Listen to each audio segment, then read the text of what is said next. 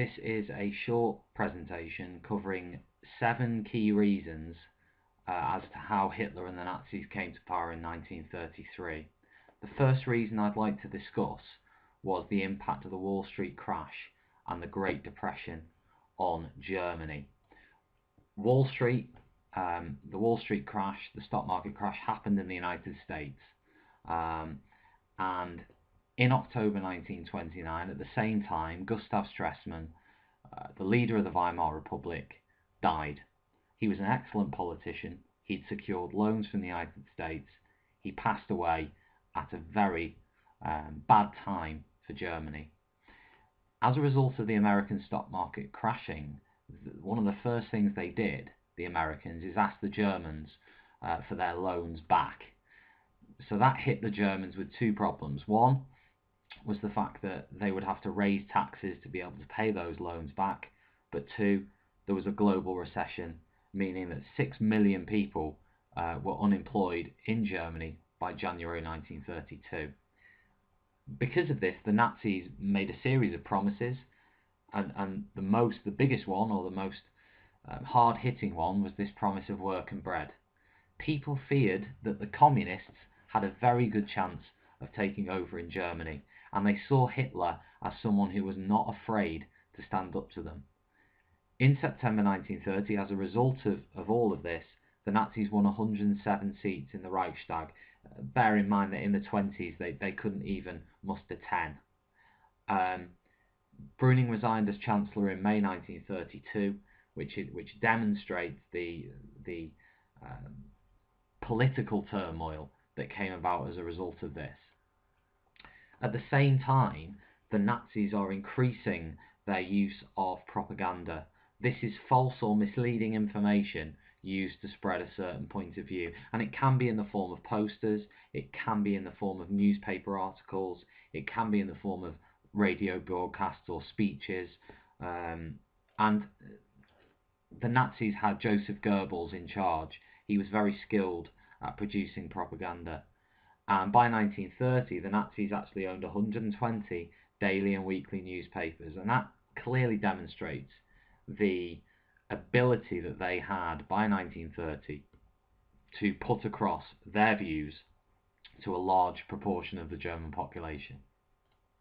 The third thing is what messages are actually coming out in this propaganda. You can see the image at the bottom here of the World War I leaders, Lloyd George, Clemenceau and Woodrow Wilson of the United States, meeting to thrash out what was then the Treaty of Versailles.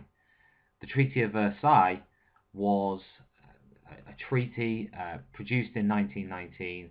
Hitler, along with many Germans, thought that it was humiliating, thought that it had treated Germany unfairly at the end of World War I. The Nazis played on that significantly. Along with that, they blamed the Jews for the economic downturn from 1929 onwards. They blamed the Jews, and they said that Jewish people were akin to communists, were the same as communists, and many Germans believed that. And the Nazis, obviously the biggest thing they did is they promised to create jobs. Very simple message that appealed to those 6 million who were unemployed. More significantly, and perhaps less well known, is the support that was given to the Nazis by famous German industrialists. On the left we have Krupp, and on the right we have Fritz Thyssen. These two gave millions of marks to the Nazi Party to help them in funding their election campaigns. And the big reason for that is they knew that if the communists took control, if they took power, then there was a danger that their businesses could be confiscated. And of course, the Nazis also had support from Hugenberg, who was a newspaper tycoon who allowed Goebbels to publish articles criticizing the Weimar Republic.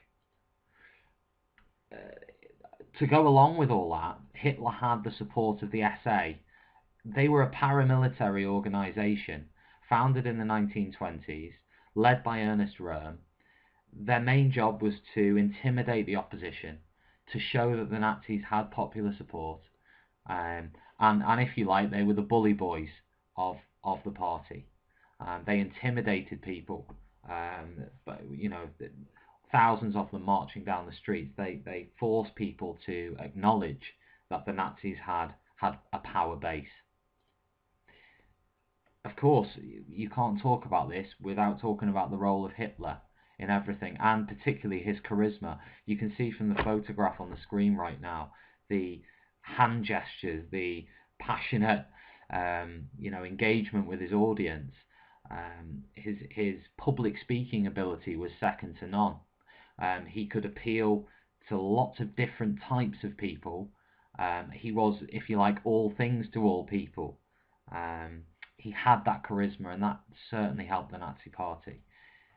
And finally, I'm not going to really read through this slide, but there was political infighting between 1929 and 1933 that allowed the Nazis or allowed Hitler to become Chancellor of Germany. And it was a combination of politicians such as von Papen, who thought they could control and manipulate Hitler. They persuaded Hindenburg to appoint Hitler Chancellor because they thought that, yes, the Nazis had support, but in a political situation, Hitler could be controlled. He could be manipulated. And they persuaded Hindenburg, they persuaded politicians of the time that it was worth putting Hitler into this position of power to secure and settle the nation, if you like, while allowing them to basically pull the strings in the background. Of course, they were underestimating Hitler. They didn't know who they were dealing with.